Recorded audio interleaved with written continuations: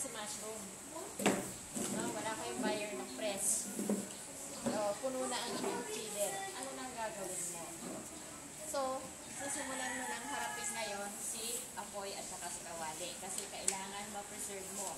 More than 1 week, wala na pong mangyayari. Pagka pumanghi ang inyong mushroom, no, non-consumable na yan. Kahit mamaya ang aso, tatanggihan na kainin yan kasi napanghi. No?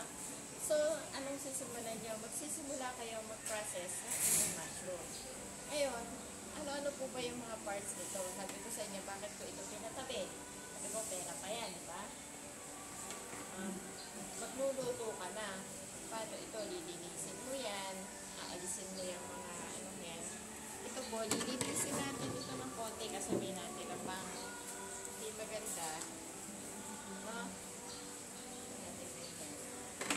Alisin na natin itong matigas na to. Ano po ang pwedeng gawin dito sa ito medyo matigas na ito? Pwede nyo po itong hilingin. No? Hilingin, pwede nyo itong gawin. Actually, pwede pa po siyang pang-ulam. Pwede nyo siyang gawing burger.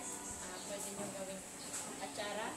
Pwede nyo siyang gawing bola-bola. Basta lahat ng igigisa nyo lang ito, dudurugin nyo, it's possible. Pero ako, itong part na ito, ginagawa ko dito, meron akong dehydrator.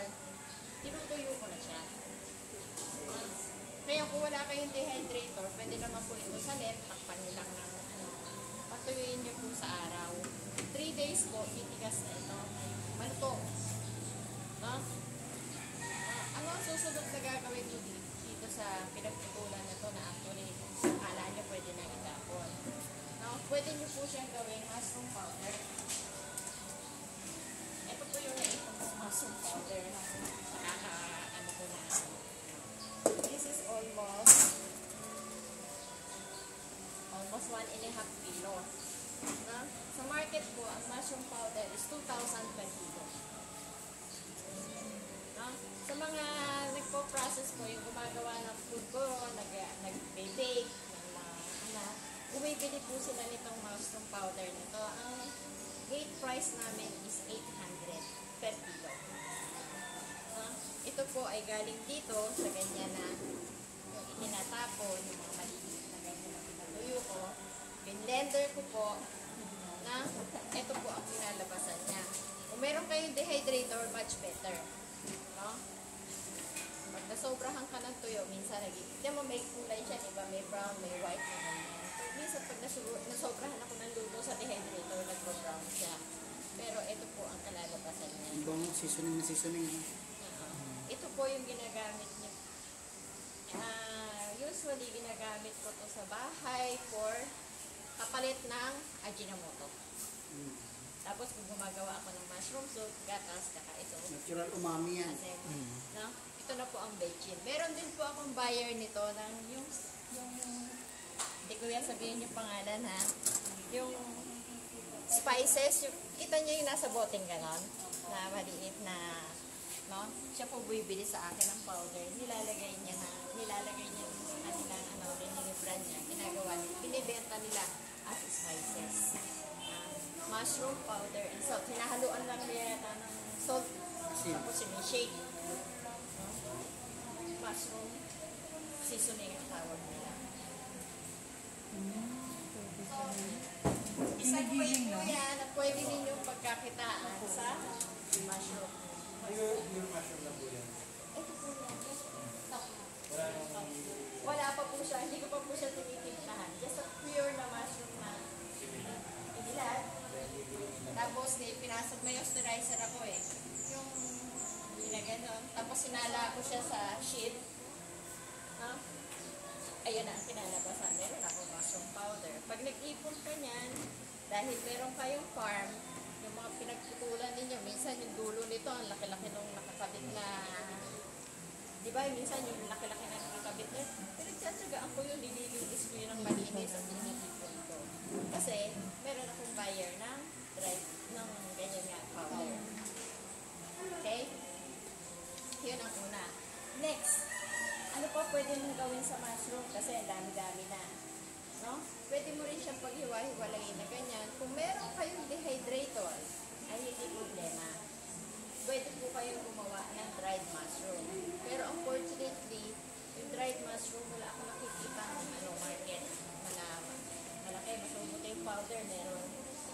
ang dried mushroom po, pwede din yung pwede mong gamitin sa pag nagluto ka na, fritada ko siya nilagay eh. No? Okay naman. Tsaka mechado. Pwede siyang panghalo sa ulam.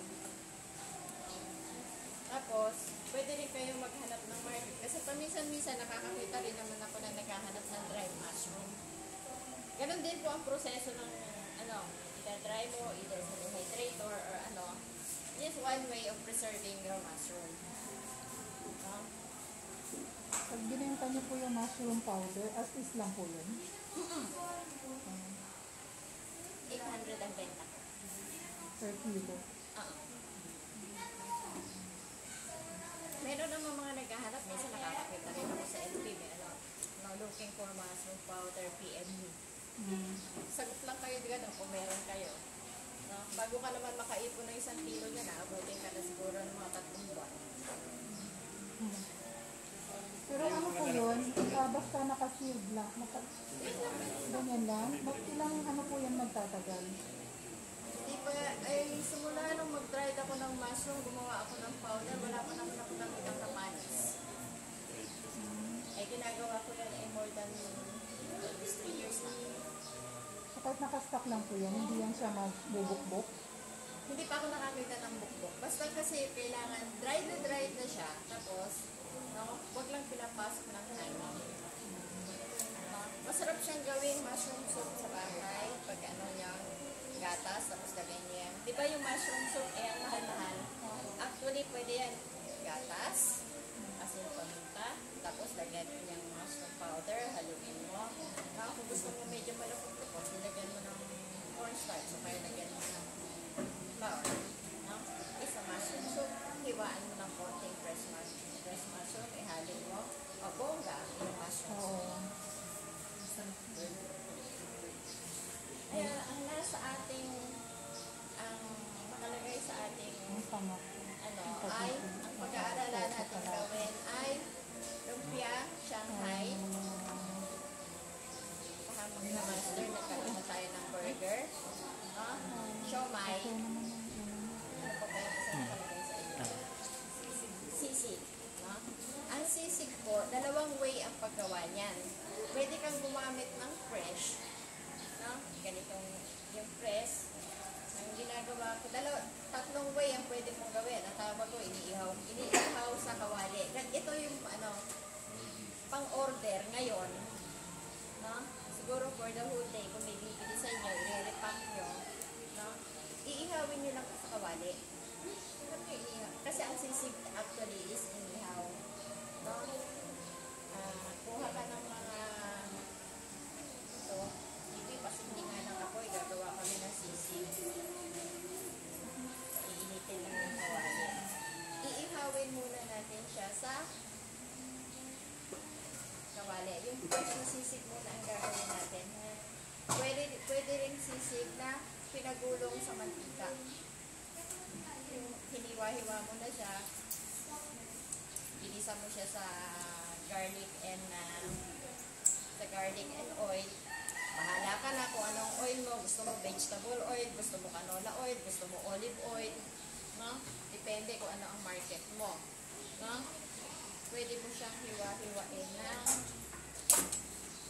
fresh na. Hindi natin kasi ng mushroom natin. Hiwa-hiwain mo lang siya ng ganito. Depende na sa laki ng inyong mushroom, ha? It doesn't matter kung kasama yung stock kasi masarap nga yan. At siya po ay ayan, kaya kailangan niyo meron kayong paintbrush.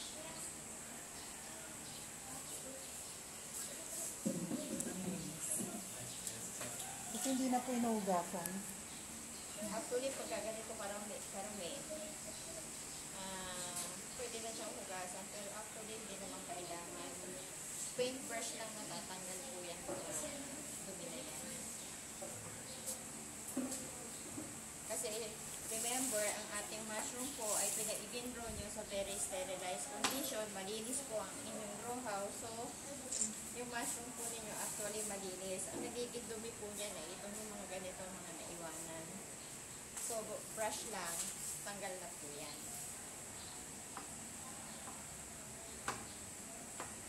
No? Actually ako pag nagluluto, yan ay guide. Yan inyong guide lang yan. No? Ito po ay yung gagawin natin. Apology po, akala ko kasi aapat lang kayo, kaya kukunti ang mushroom natin. Para sa Ayan po, pwede pa chicharon yan. Yung mga ganito kalalaki, pwede nyo rin gawin siya sisig na as is. Pwede rin siya katsara. Pagawa po kayo ngayon, Sarah. Hindi. Wala po sa menu natin ng Pero, atsara is just, suka at suka lang yan. Paminta. Mag-lunch po. Actually, hindi po ako mahilig mag-lunch. Mas masarap kasi yung ganito direct tayo, no? Ganyan na siya pag Sarah. Mas masarap po ang nilalabasan kaysa nagpo-blanch kayo, tinatanggal niyo yung sustansya. Blanch is yung papakuluan mo yung mushroom. No? Nalalamog po. So, kung atsara at gusto mo siyang niluto, doon mo napakuluan sa iyong suka. Isang kulo lang, okay na. Kasi, i-sterilize mo pa yung mga bote mo. Isang oras din yon. Ay, lutong-luto na